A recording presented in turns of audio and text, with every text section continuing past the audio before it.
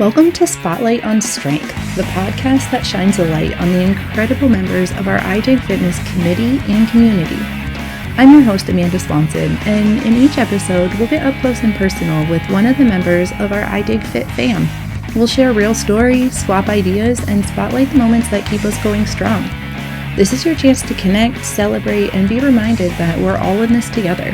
So grab your headphones, settle in, and get ready to be inspired. This is Spotlight on Strength. All right, everybody, welcome back to another episode of Spotlight on Strength. We have one of our awesome committee members with us today. Do you want to go ahead and introduce yourself? Sure. Hi, I'm Ashlee Kolar, and I live in Meridian, Idaho. I've been a part of IDLA since 2016 and currently serve as our EdTech engineer. I like to think of myself as the teacher on the tech team there, and my passion is making sure technology works for everyone within IDLA's ecosystem. So I like to ensure that our users' privacy and security is safe and that our content is also accessible for everyone. I love that. I'm not going to lie, like I've known your title for years as an EdTech engineer, but it's cool to actually hear an explanation of what you do, like what your specialty is on the tech team. That's really cool. Yeah, I actually had to figure that out myself in a lot of ways. Definitely molded. So it's been... I love that though. That's really cool. So when did you join our iDigFitness committee? I joined back in 2020. So I think it was a year after it had started. And back then we used to gather in our conference room at the office when we had an office and meet during lunch breaks. That's cool. I actually just got a chance to chat with Valora or earlier in the week, and it was really cool to hear how you guys like all got started and like took it from face to face to virtual, and very cool. Yeah. So what drove you then? Like what drove you to join our community, our committee? What drives you to stay active? Just tell me about your motivation. So I was invited to join the small committee, and I first took on the role of grading the challenges and helping write the newsletters. And I think what first drove me to the committee was the social aspect. So that, and sometimes we'd get free food ordered for us. So let's be honest, who can't turn down free food? But in all honesty, I've always wrestled with consistency in my health and fitness. And I've noticed about myself that I tend to thrive when I'm held accountable to being active. And so I thought this would be a great chance for me to kind of do both, enjoy the social aspect and hold myself accountable. And I have a really hard time turning down a challenge. So whether it's with myself or with a group, so I thought it would just kind of be a great fit. Right. And sometimes just like knowing that you get like that little sticker at the end of it or something, like it's the little incentives. Yes. Okay. So talk to me about like inspirational quotes. Do you have a quote that keeps you motivated to keep working towards your goals? I had to laugh about this one because I always find it tough to answer.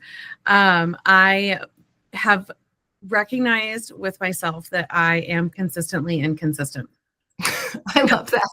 I feel like that's like the ADHD spin on perfectly imperfect. I love it. I recognize that I like to go all in on something, full throttle, like I'm killing snakes.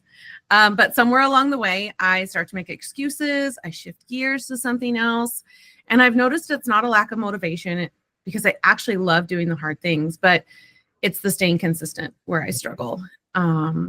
So the quote that I chose that I guess kind of resonates with me, and I do go back to it again and again, is discipline is choosing between what you want to do now and what you want most.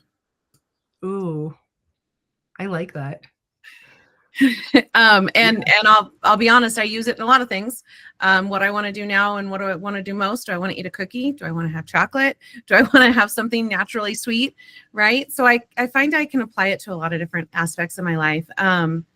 But it helps me hit that reset button when I feel like skipping a walk or a workout or just grabbing a glass of water instead of something else. And I recognize that it's not about being perfect. It's about pausing, realigning, and then choosing with purpose.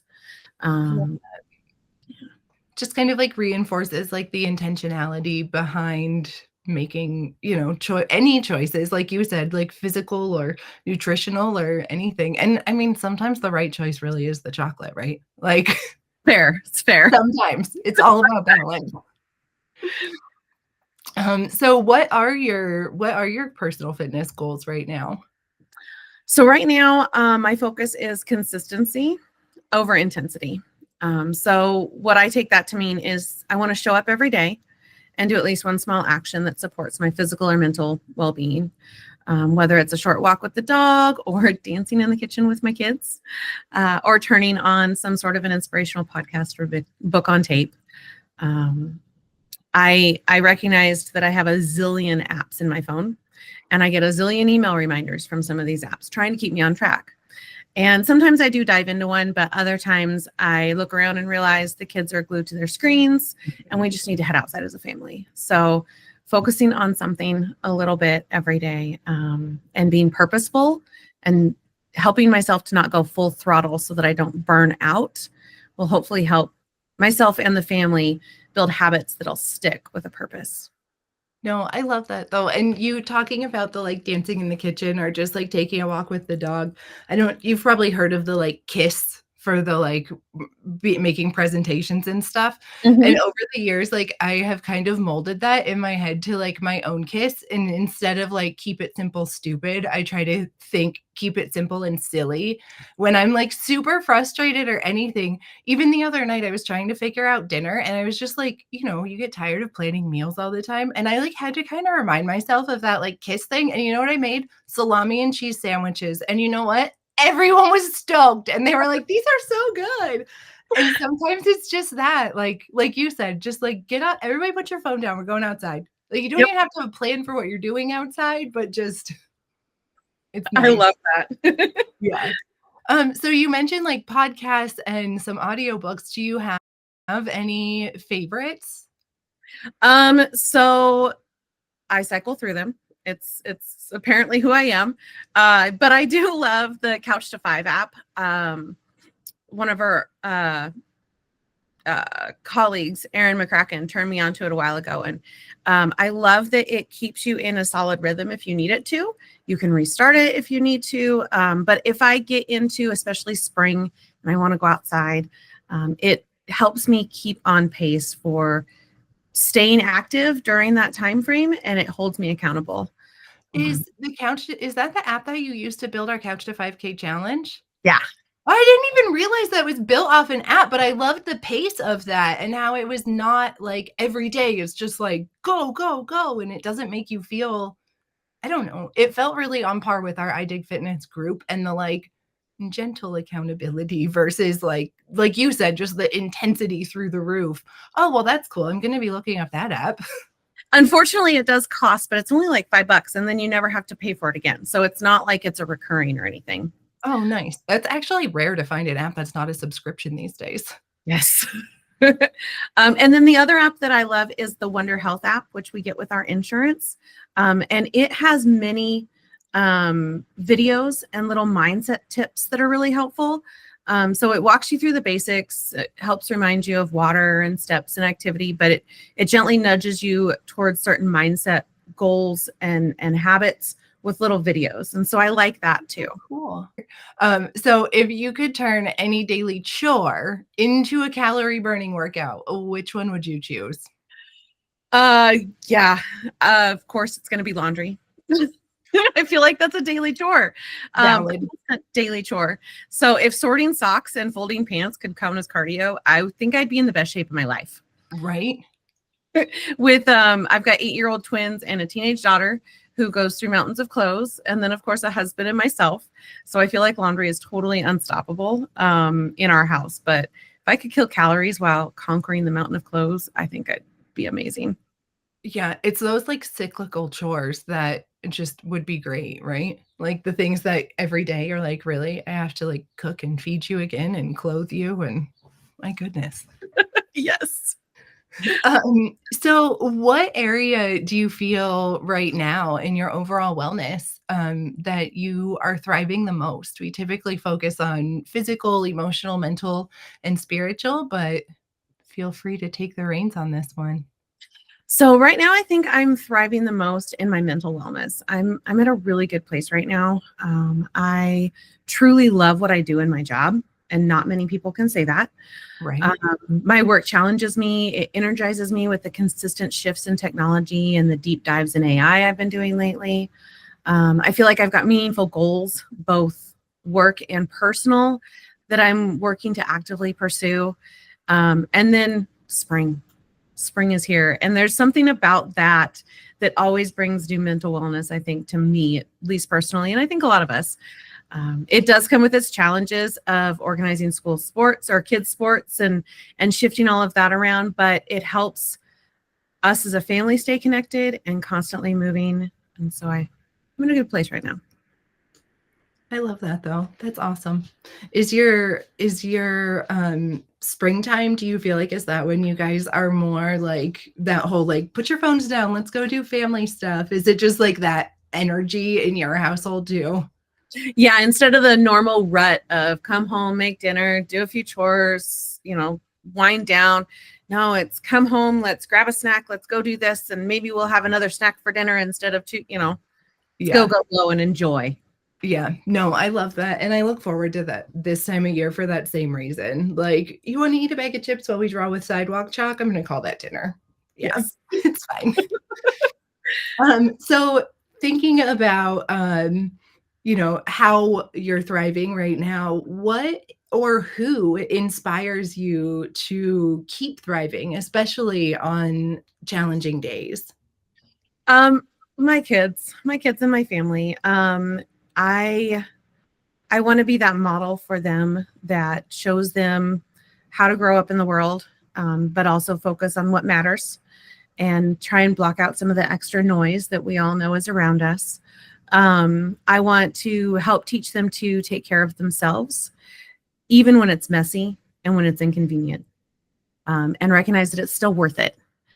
And they are honestly the best at helping keep me accountable for my work-life balance, even when they're bold and brazen to call me out at not being my best self. I'm incredibly grateful for that, and I help them to recognize that in themselves as well.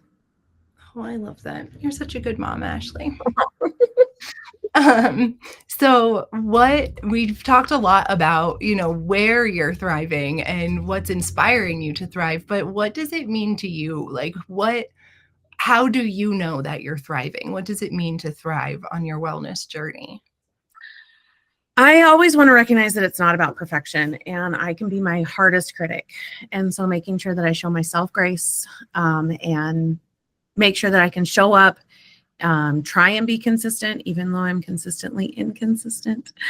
Make those small changes, even if they're subtle, and just continue to work through the curveballs that life throws you, I guess. And I've really started to learn that thriving isn't a finish line.